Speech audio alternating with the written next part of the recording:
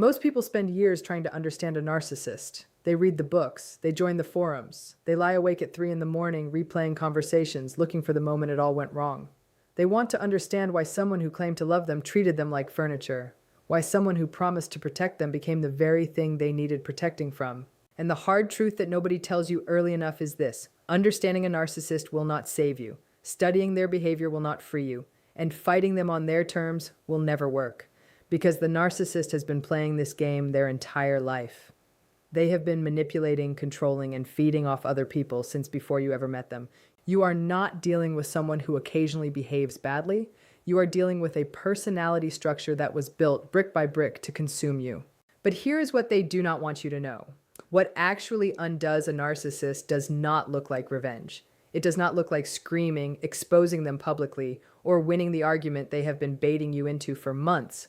What undoes them is something far quieter, far colder, and far more permanent. It is a specific sequence of psychological moves that dismantles the very architecture their false self depends on. And once you understand how that architecture works, you will see exactly where to apply pressure. Not with anger, not with cruelty, with clarity.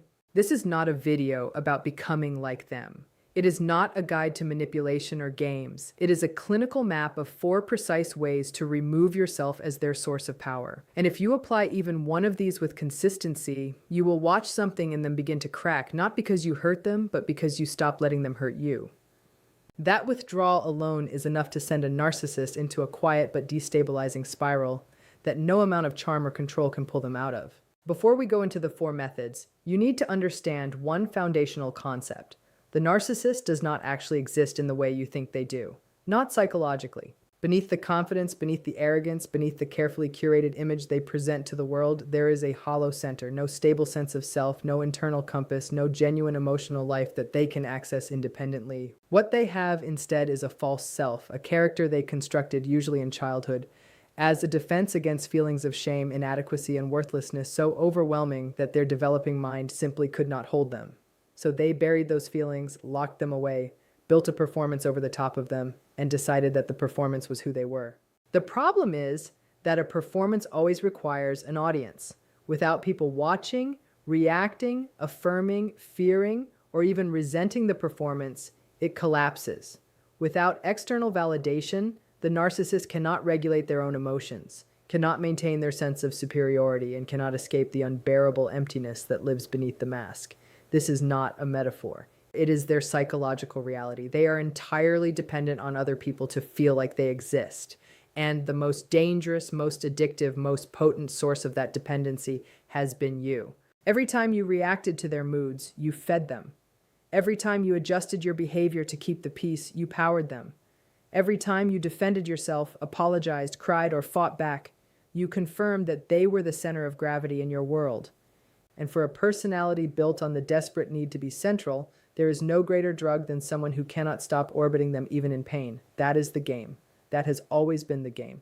And this is where the 4 methods begin, because each one targets a different layer of what the narcissist depends on. The first targets their position of power, the second targets their false image, the third targets their access to you, the fourth targets their psychological lifeline.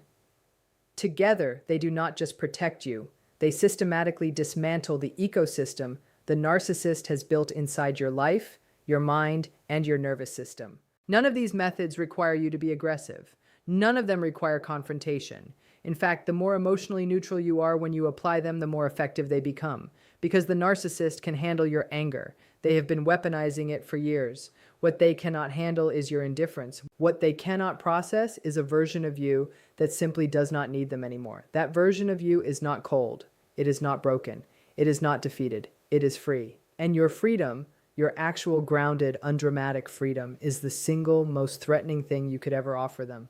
So we begin at the foundation, and we begin with the thing that has been costing you the most without you even realizing it. We begin with the energy you have been giving away, the attention you have been pouring into someone who was never capable of giving it back. And we talk about what happens the moment you stop.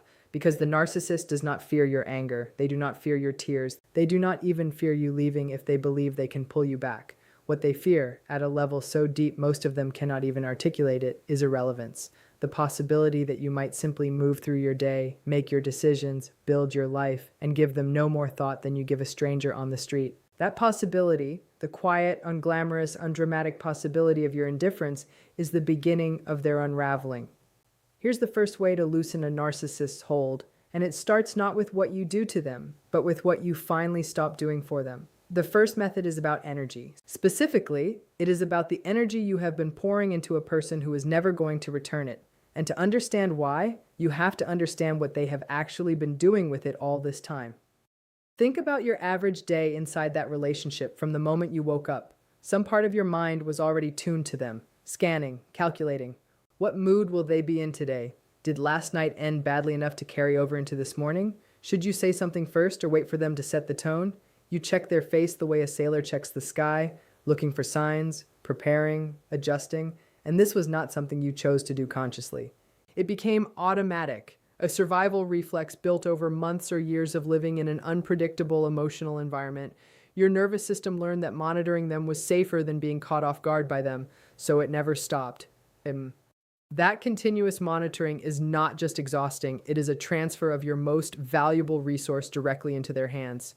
Your attention, your mental bandwidth, your emotional processing power, all of it flowing toward them all day. Even when they were not in the room, even when you were at work with friends trying to sleep, they were there, occupying space in your mind that belonged to you.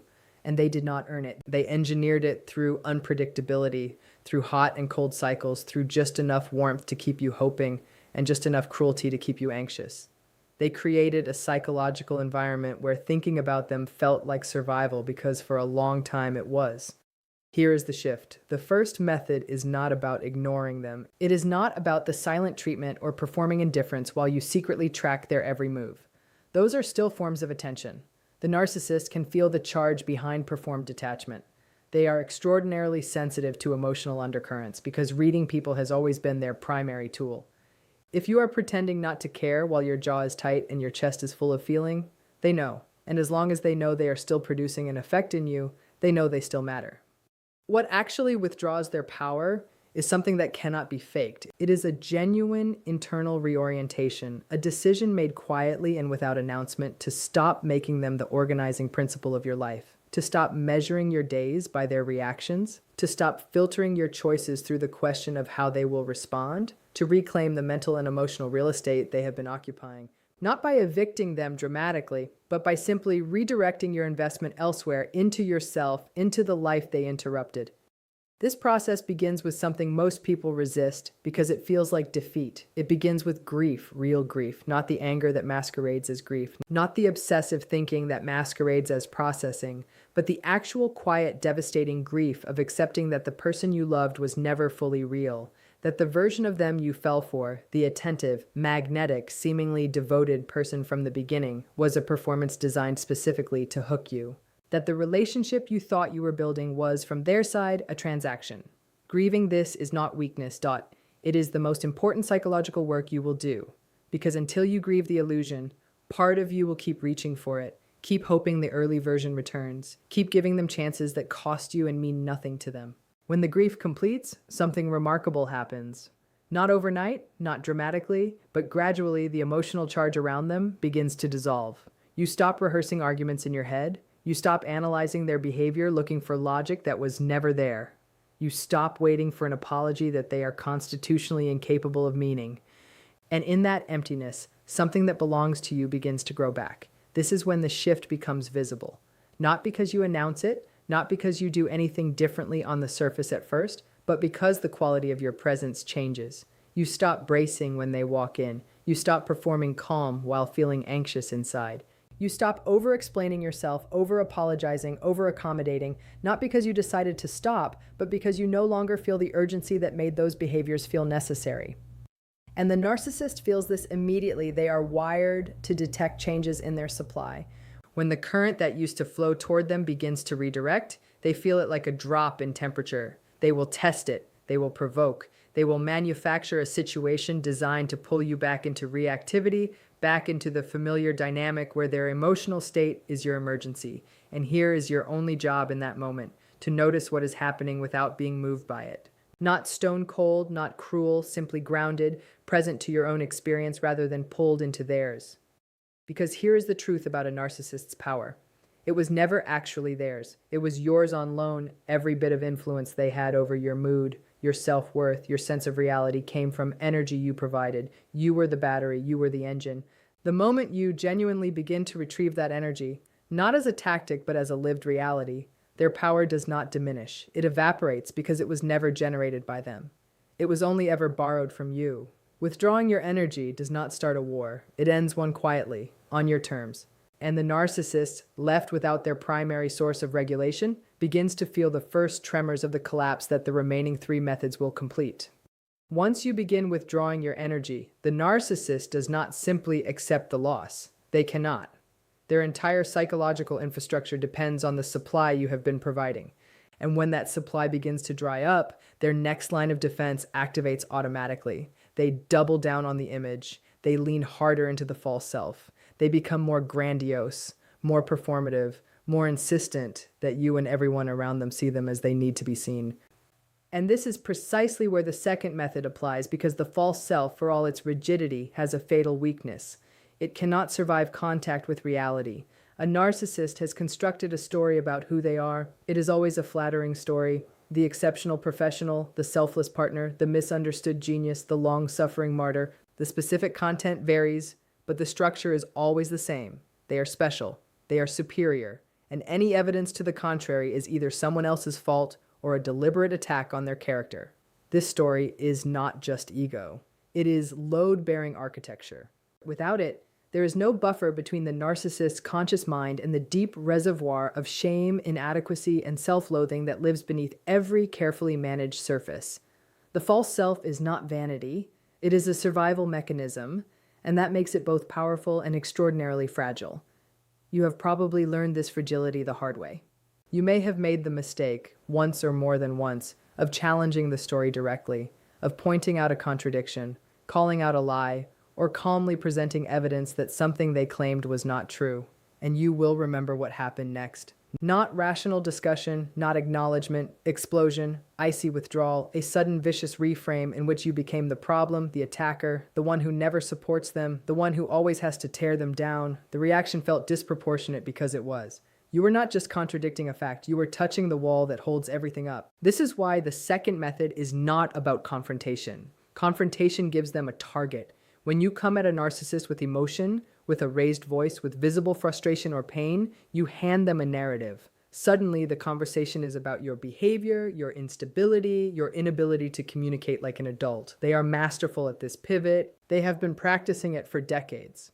Your emotion becomes their exit. This is why every time you have tried to fight them fairly, you have walked away feeling like you lost a game you did not understand you were playing. The second method works differently. Instead of confronting the false self, you reflect reality back to it. Calmly, factually, without heat, you become, in the most precise sense, a mirror. Not a weapon, a mirror. And what a mirror does is simply show what is there. Nothing more, nothing less. Here is what this looks like in practice. The narcissist is telling a story at the dinner table, an achievement inflated beyond recognition. A version of events that conveniently omits their own role in a failure. A generous act they performed that, if you were there, you know looked nothing like the way they are describing it. In the past, you had two options. You could go along with it, nod, validate, feed the performance, or you could challenge it and brace for the fallout. The mirror technique offers a third option that they have no prepared defense against. You say nothing dramatic. You ask a simple factual question, one that does not accuse, does not mock, does not escalate, just a quiet introduction of reality into the fantasy. How does that match what happened with the client last quarter? Or, I thought the decision was made before you were involved. Or simply, that's interesting because I remember it differently. No anger in your voice, no point to prove, just a calm, neutral statement that places reality and their version of reality side by side without commentary. The effect of this is not immediate explosion, though that sometimes follows. The immediate effect is a flicker, a microsecond of exposure. The narcissist's eyes change. Something tightens in their expression because in that moment they felt it, the gap between the story and the truth, and they know you felt it too. They cannot dismiss you as hysterical. They cannot reframe you as an attacker. You gave them nothing to grab onto. You were simply there, present, clear-eyed, and unmoved by the performance. Over time, applied consistently, this technique does something profound. It makes you exhausting to perform around. The narcissist depends on an audience that plays along, that accepts the script, that fills the role they have been assigned without improvising. When you repeatedly, calmly, quietly decline to play your assigned role, when you consistently introduce reality into their fantasy without drama, you become the one person they cannot relax around, the one person in whose presence the mask feels heaviest. And a mask that feels heavy becomes a mask they eventually have to put down or stay away from the person who makes them feel it. They will escalate before that happens. Expect it. When the usual tactics fail, when you refuse to be moved by guilt, by rage, by the silent treatment, by the sudden performance of remorse, they will reach for something sharper. They will go for the things that have worked before, old wounds, your insecurities, the things you confided in moments of vulnerability that they filed away for exactly this purpose. This is not a sign that you are losing. This is a sign that the mirror is working. The escalation is the crack before the collapse. And the only thing you need to do when it comes is the same thing you have been doing all along. Stay grounded, stay factual, stay clear. Because the false self cannot survive a consistent relationship with reality. It was never designed to. It was designed for an audience willing to look away from the truth. The moment you stop looking away, everything changes. There is a moment that every person who has ever lived with a narcissist can identify, even if they could not name it at the time. A moment where something inside them quietly shifted, where the fog thinned just enough to see the shape of what was actually happening, where the explanation they had been given for years, that they were too sensitive, too demanding, too broken to deserve better, stopped landing with the same force it once had. That moment is not dramatic. It does not arrive with clarity and confidence intact. It arrives fragile, half-formed, easy to dismiss.